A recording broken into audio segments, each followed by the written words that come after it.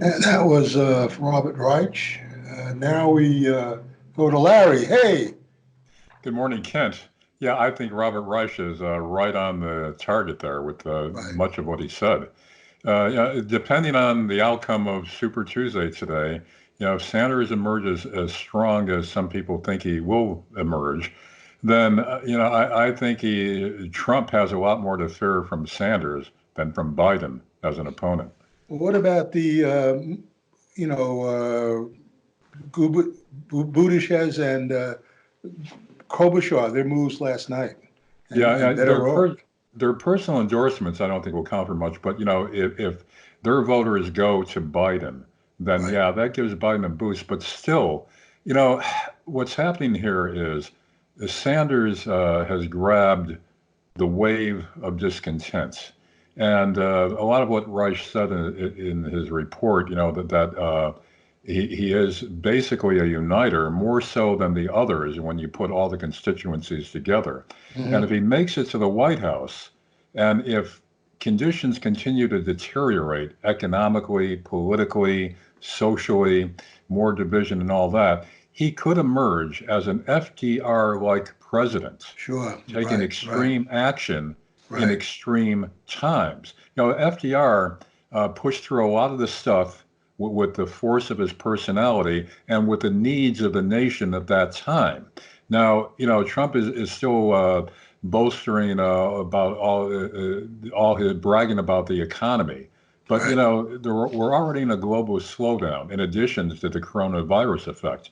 And if that continues and things are shaky and people realize that what Trump was selling them a bill of goods and a lot of it he did not deliver on, then, if Sanders that increases Sanders' electability, and if he makes it to the White House, then he could have the force of the constituency behind him, similar to FDR. Don't forget, he was considered a traitor to his class. He was called all kinds of names Right. because he was shaking up the establishment from which he came.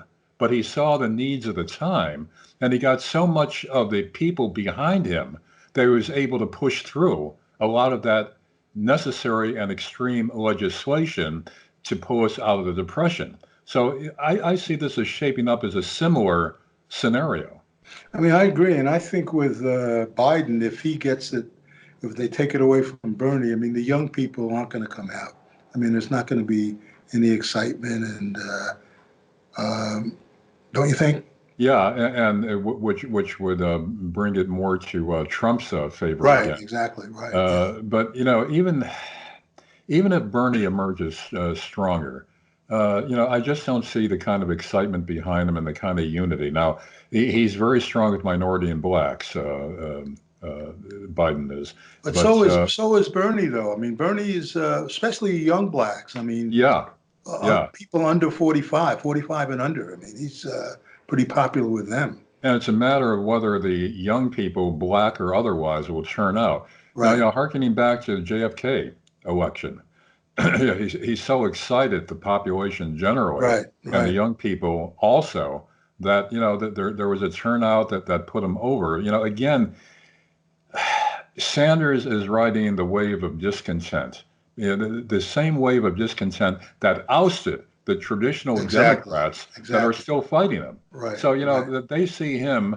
as he's not a Democrat, but that's good because he's trying to get away from the establishment that failed the Yeah, working class. yeah. So I think he has that going for him. I And agree. I I agree. think depending on today's results, Bernie Sanders could be unstoppable now. Whether they'll give him the nomination or snatch it away through subterfuge and through using superdelegates is another matter. But as you say, if they do that, Yeah, then the young people just aren't going to turn out, and it assures Trump a victory. right. I agree. All right, sir. Well, we'll go watch some TV now, Yeah. and we'll talk tomorrow morning. All right, Kent. All right. See you. Thank Bye you. bye. Bye.